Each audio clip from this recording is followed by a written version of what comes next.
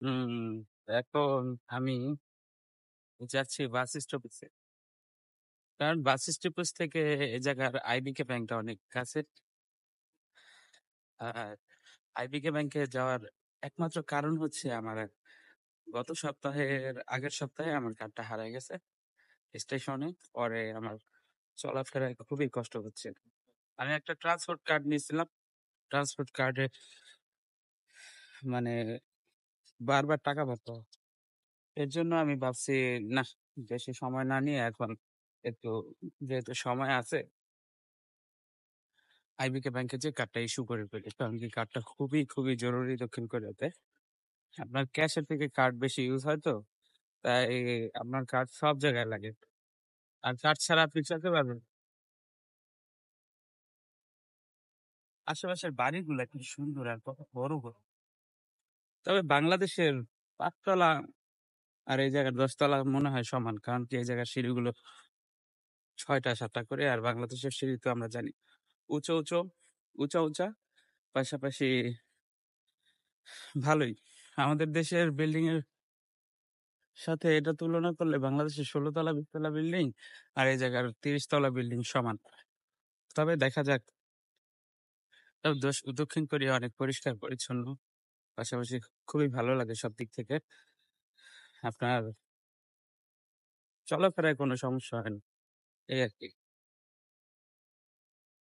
কোরিয়াতে খুবই গরম পড়ছে, আর এই গরমের কারণে মানুষ আপনার অতিষ্ঠ।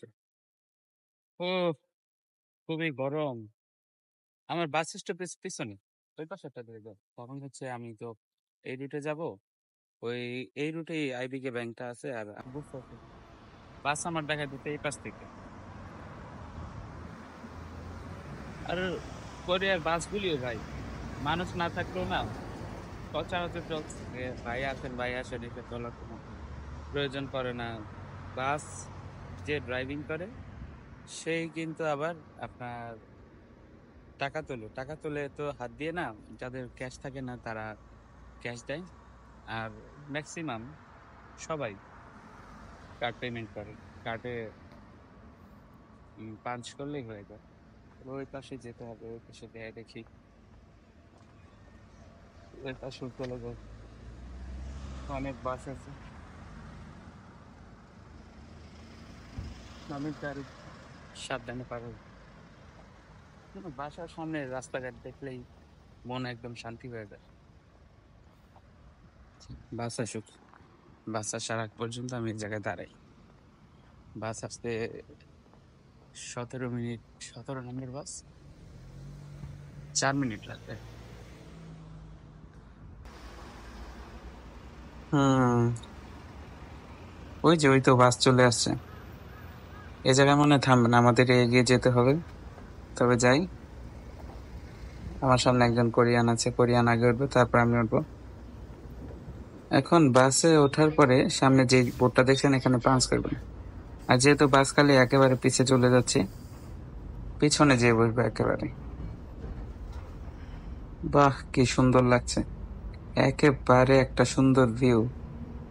আর বাসে অবশ্যই উঠলে এই বাসগুলো প্রতি 10 থেকে 15 মিনিট বা 5 মিনিট পর পর বাসের নাম্বার অনুযায়ী এগুলো চলে আসে। তবে আপনার রুট অনুযায়ী অবশ্যই সেই বাস ধরে চলার চেষ্টা করবেন। আমার রুটে অনেক ধরনের বাস আছে। আর সাইড ভিউটা খুব ভালো লাগতেছে। সাইড ভিউ এর জন্যই আমি কর্নারে এসে বসলাম। দেশটা আসলে অনেক ব্যস্ত। এই দেখেন রাস্তার পাশে কোরিয়ানরা মার্কিং করতেছে, রাস্তাটা ব্লক করে আছে। ওই সামনের গাড়িগুলো হয়তো এই মার্কিং এর পাশ কেটেই চলে যাবে। আর দক্ষিণ কোরিয়াতে আশেপাশে যে কোম্পানিগুলো দেখতে পাচ্ছেন সেই কোম্পানিতেই অনেক অনেক বাঙালি কাজ করে থাকে।